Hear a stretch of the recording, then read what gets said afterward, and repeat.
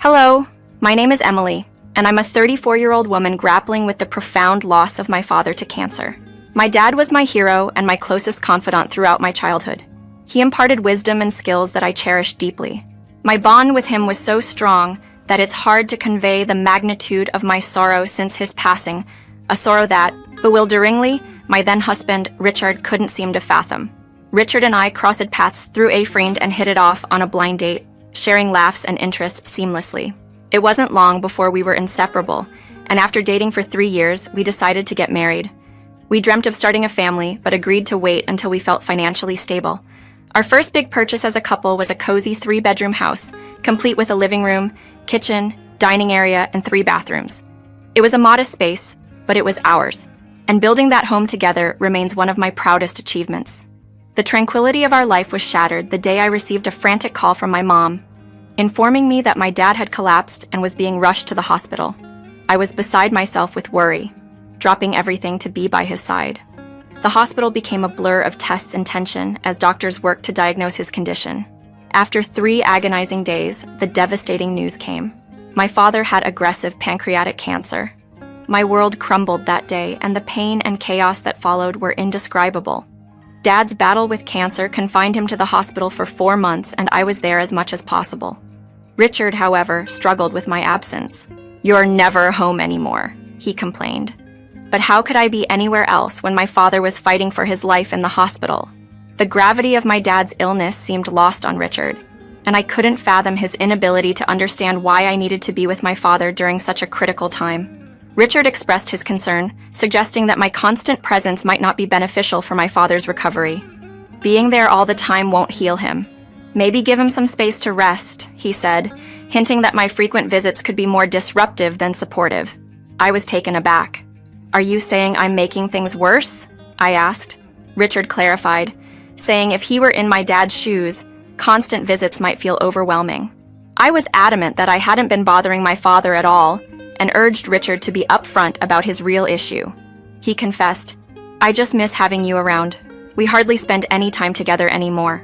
I acknowledged his feelings, agreeing that I too missed our moments together. I promised to find a balance, assuring him I'd space out my visits once I knew my dad's health was more stable. It wasn't until 3 weeks later that we received news of my dad's condition stabilizing. I started visiting every other day, which Richard still wasn't thrilled about, but I felt he needed to understand. Then, one day at work, a call from my mom made my heart skip a beat. Bracing for anything, I answered. "Hey, honey," she began, her voice heavy with worry. "I've just come from seeing your dad, and it's not good news." My heart sank. "The doctors say he has about 1 more month," she choked out. The world around me seemed to freeze. My father, ever the optimist, was facing his limited time with a smile, but the thought of losing him was unbearable. My mom mentioned he wanted to ask me something personally, a request he reserved for our next visit. I was in a daze, barely able to process the rest of my workday. My boss noticed my distress and, after hearing what was happening, kindly let me leave early.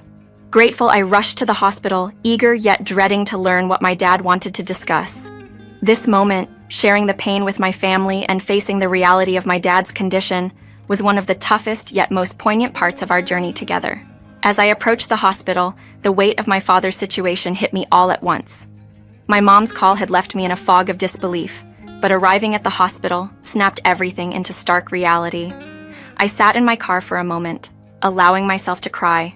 I knew my dad would have hated to see me upset, so I let those tears out before facing him, trying to brace myself for what lay ahead.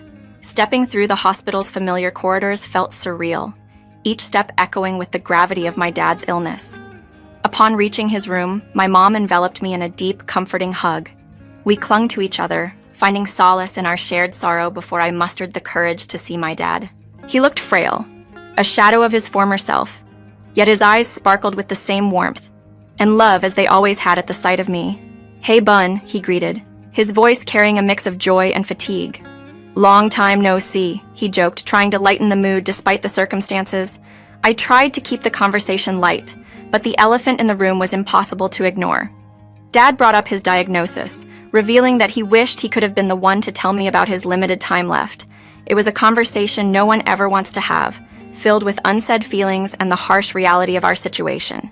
Then he shared his request. He wanted to spend his remaining days surrounded by family, asking if he could move in with me and my mom. The thought was both heartwarming and heartbreaking.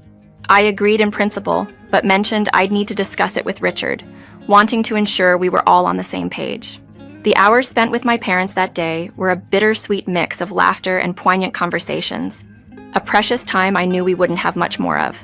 Leaving the hospital, I was torn between the joy of having had this time together and the profound sadness of knowing these moments were fleeting. It was an emotional whirlwind, leaving me feeling both shattered and grateful for the time we still had together. After leaving the hospital, my mind was a whirlwind of emotions. I struggled to find peace with the contrasting feelings of cherished moments with my dad and the looming shadow of his departure. It was late, around 10 p.m., when I finally got home. Richard was there, pacing anxiously in the living room.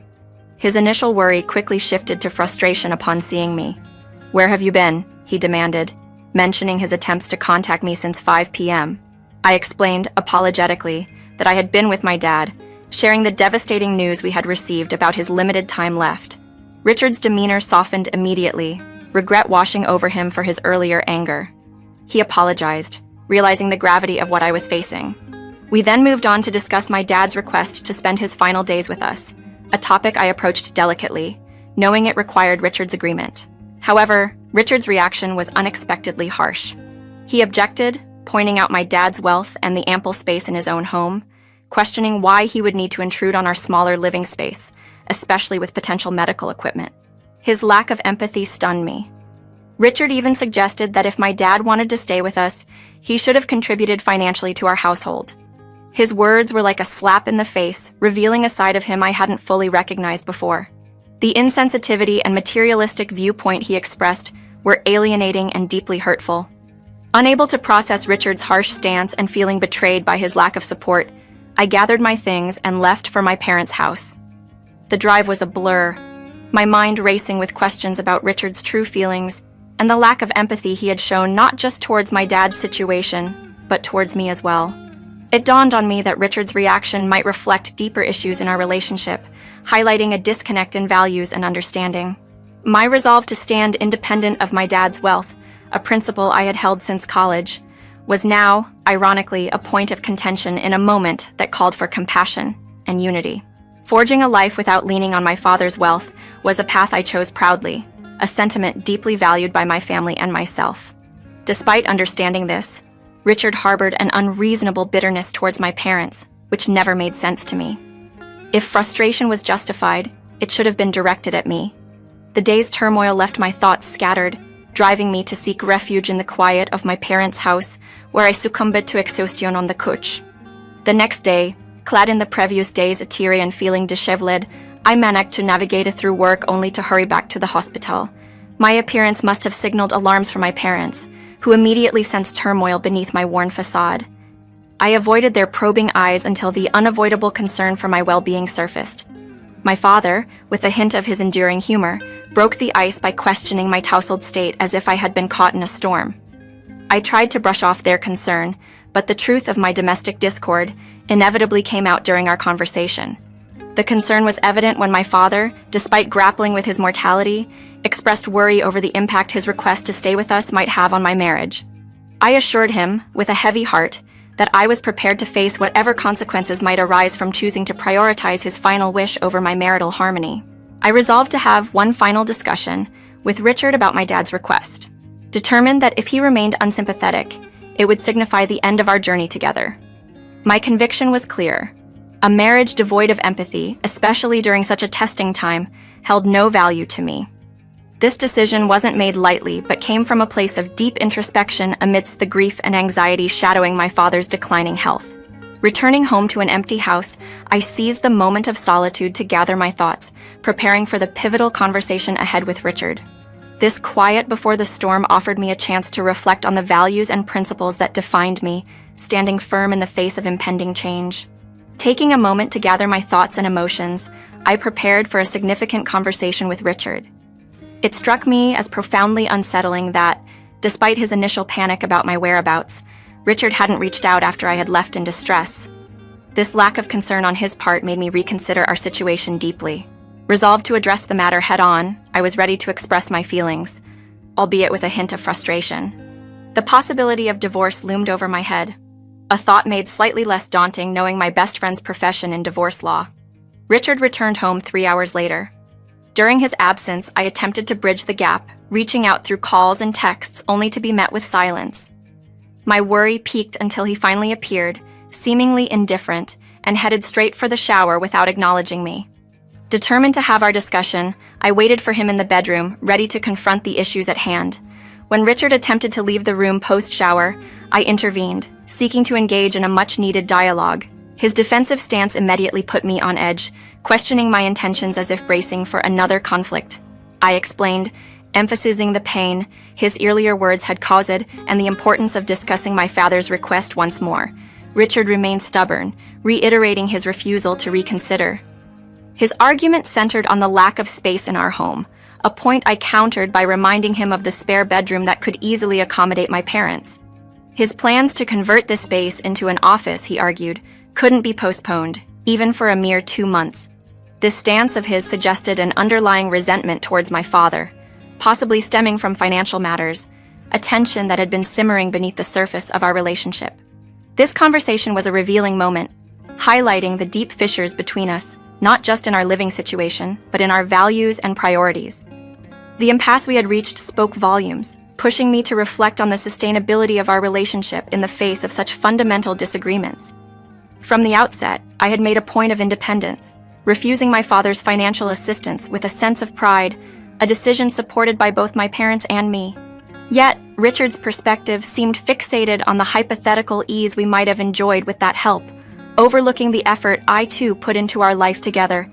His adamant refusal to welcome my parents temporarily into our home, despite the circumstances, pushed me to decide to stay with my family during my father's final days. Richard's indifference in the face of my departure highlighted a chasm between us that I hadn't fully appreciated before. That night alone, realization dawned on me.